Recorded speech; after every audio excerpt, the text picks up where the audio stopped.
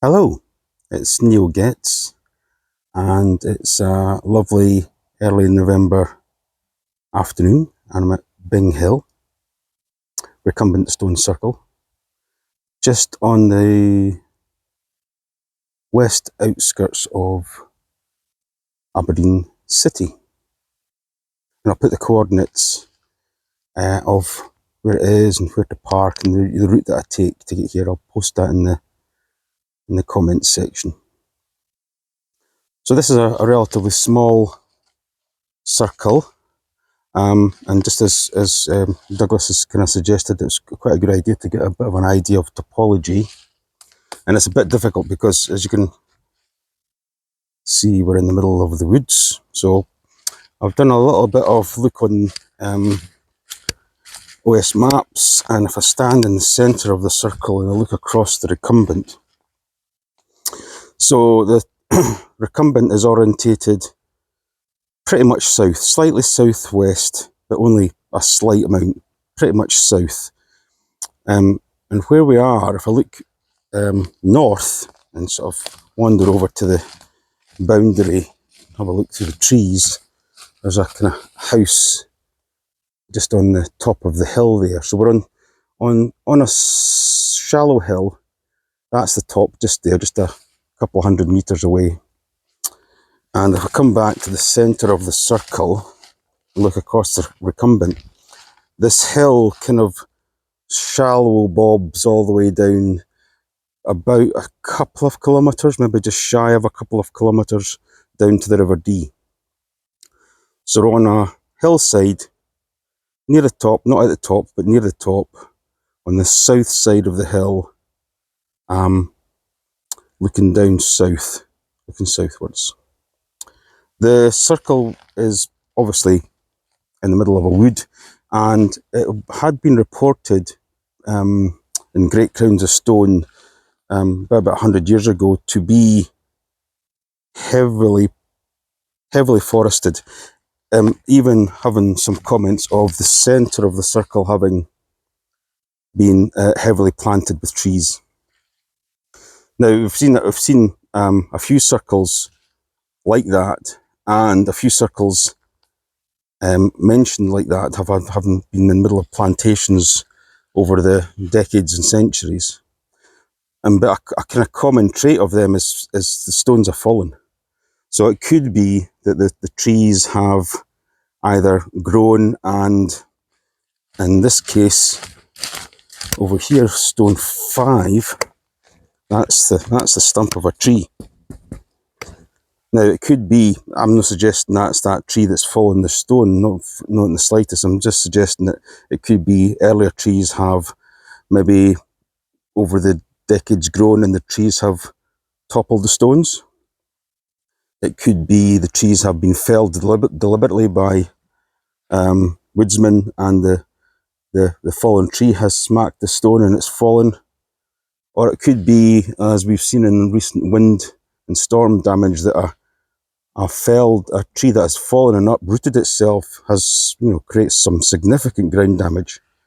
And that again could have been the cause of these stones being fallen. Just a personal theory. The diameter of the circle is 11 metres.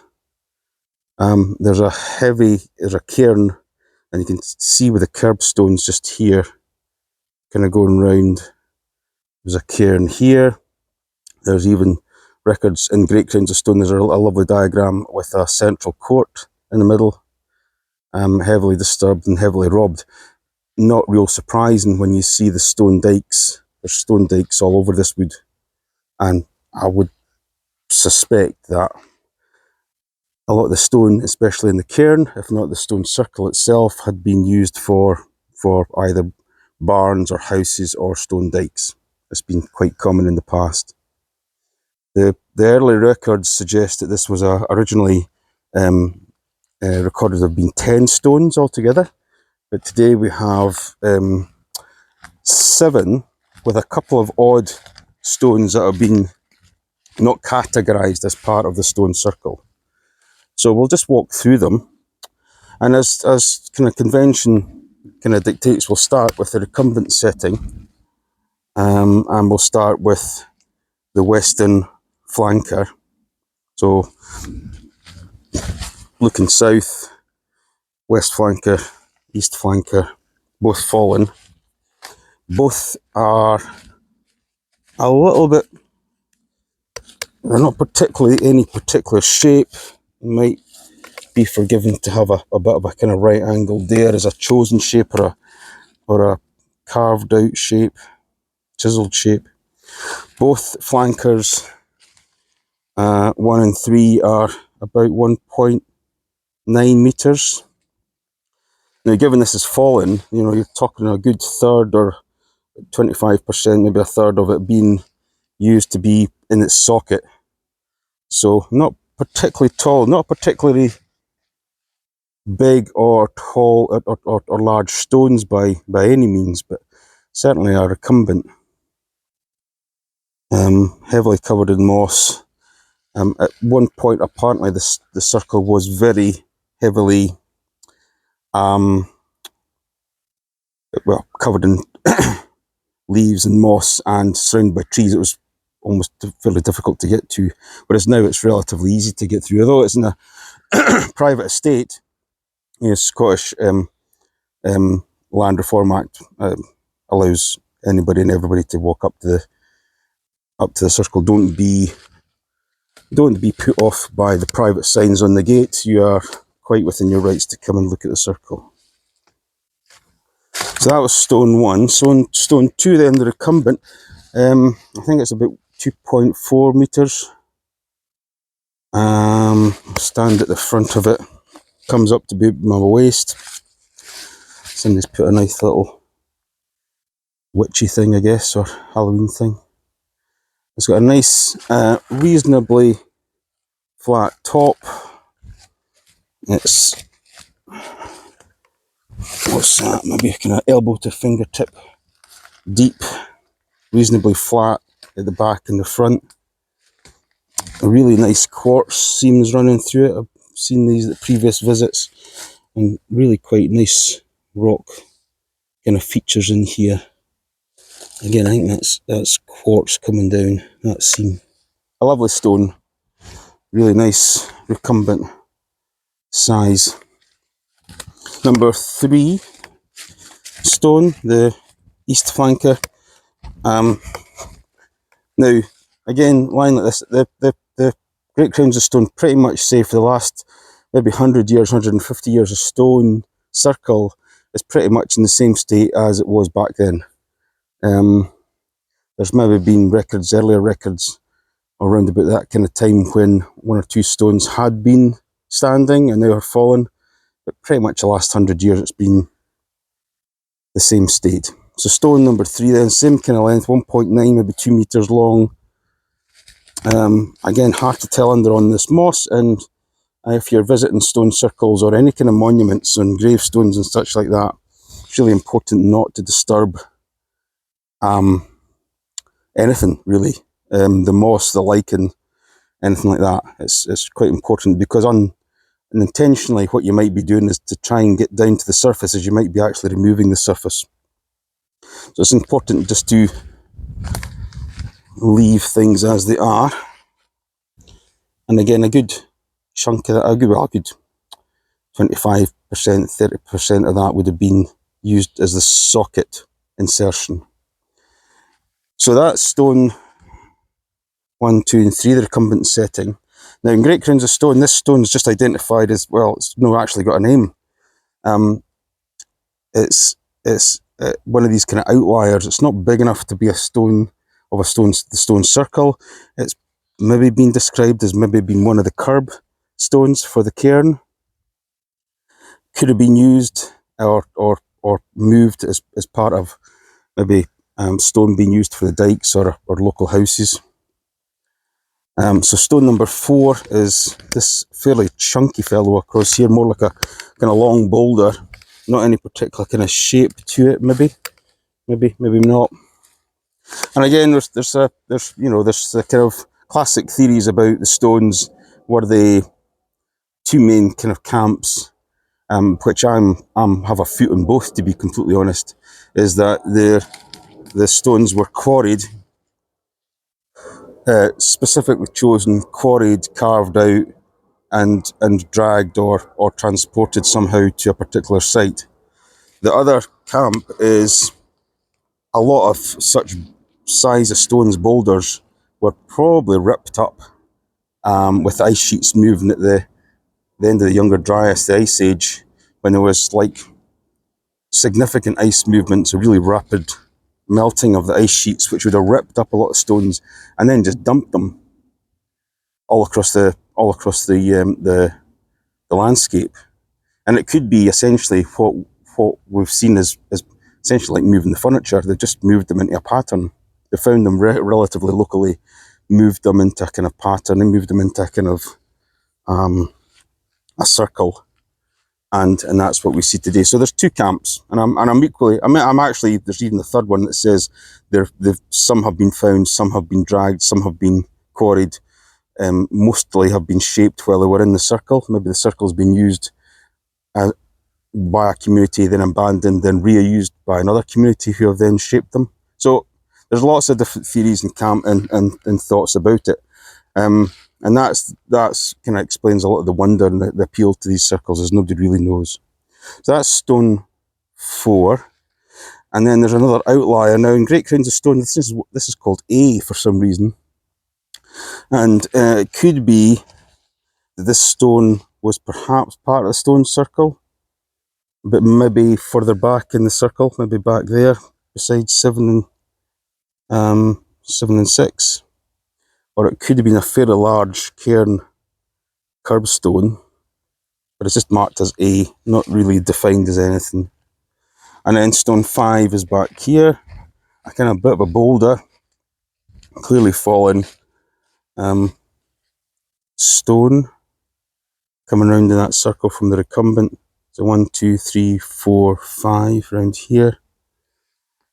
A bit of a chunk of a stone for sure, and again, I'm not going to touch any of the moss or anything on it.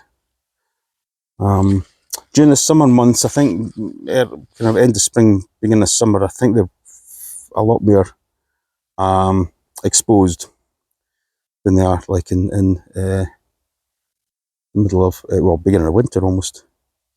Then there's a significant gap around the circle. You could imagine maybe 2, just like here, you could maybe, I've imagined there maybe a stone in between 4 and 5, and certainly maybe 2 stones between 5 and 6, maybe even 3, just to kind of come round. Even though it's a relatively small diameter circle, you could maybe have seen at least 2 maybe stones in here. So this is stone 6. Let's move the branches back a little bit from here. You can see it's a kind of slabbish stone. Maybe a little bit of damage in there, maybe from a tree. Slabbish stone, like a gravestone type, flattish front, maybe shaped or chosen for shape. It's about up to my rib cage at the tallest point, and it's about elbow to fingertip across the front, a little bit wide at the back. It's got a bit of a little bit of a point there. A nice stone, and for the times that I've been here, I've been about 3 times previously. It's one of the times it was almost impossible to see. It had been overgrown by this bush. So it's definitely one to look out. And then stone 7 is a little bit kind of in this bush and becoming part of this dike. You can see the stones in here kind of encroaching on to the base of it. It's fairly wide at the bottom, maybe kind of elbow to fingertip. Sorry, shoulder to fingertip and then elbow to fingertip wide. It's coming up to just about the top of my chest here. Reasonably flat topped. It's got a little bit of a quartz seam in it, and if I kind of force my way into the back a little bit, it's got a nice flat back to it. It looks like it's kind of pointed here, just where I am. It's quite a nice size of stone. Now, if you go by the kind of normal convention where the tallest stones are always the flankers, normally, and then they graduate that back to the back of the circle. If we reverse that then and say stones 6 and 7 are their true height, their true stones, then that would suggest that the flankers were actually quite tall. They would, if we say that's the top of my chest, then what we're saying is the flankers would probably maybe be up to my head height, which would suggest that that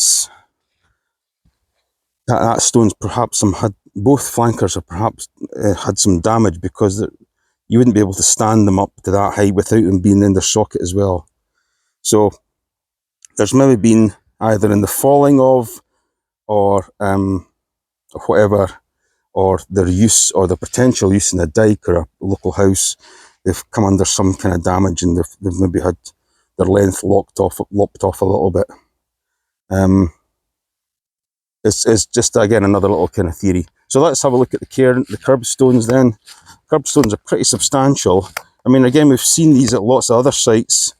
Kind of slab, long, thin type stones arranged, butted up against each other, going round in a ring, which would then essentially be like a kind of belt that would hold in the smaller stones, which would be about maybe kind of hand size, maybe a little bit bigger, which would then be placed on top of the central court. The central court normally is a kind of, again, slab type stones making a box with a lid. Not all the time, but most of the time. And then smaller stones placed, increasingly getting larger and larger until it's a large kind of mound of stones. And these have been recorded as being quite, tall but wide, but this one might be a relatively shallow cairn due to its diameter. I think it's about 8 meters diameter is the curbstones, and it's quite normal. This stone here, although it's not identified, could be a bit of an indication that what we've seen at like 9 Stains and other stone circles is the curbstones that hold in the cairn come round. They're in from the main circle, stone circle, and they come round, and when they get to the recumbent, they kind of meet the recumbent setting. They kind of come out and meet the recumbent setting on both sides. Seems to be a thing. Seems to be a bit of a kind of design pattern. Again, it could be nothing. It could be just the damage that has happened over the decades and years and the centuries. But it seems to be a little bit of an indication of a trait. So it's a lovely stone circle. It's quite peaceful. Summer, it'd be nice here for a wee picnic, as most stone circles are. Again, I'll just reiterate, it's completely accessible. Don't be put off by the gates, having to walk through the estate, by the private signs. You're within your rights to walk in here and have a look. I have been not challenged, I don't think, but maybe just kind of the local person that owns the house at the gates has been just asking what I've been doing. I've just said I'm just going to go into the scene in the stone circle. It's not really been an issue, and you are within your rights to come and have a look at this. It's definitely worthwhile. Very accessible. I mean, it's just on the edge of Aberdeen. It's a relatively short drive for anybody that lives in Aberdeenshire to get here. So I hope you've enjoyed that little walkthrough, and speak soon.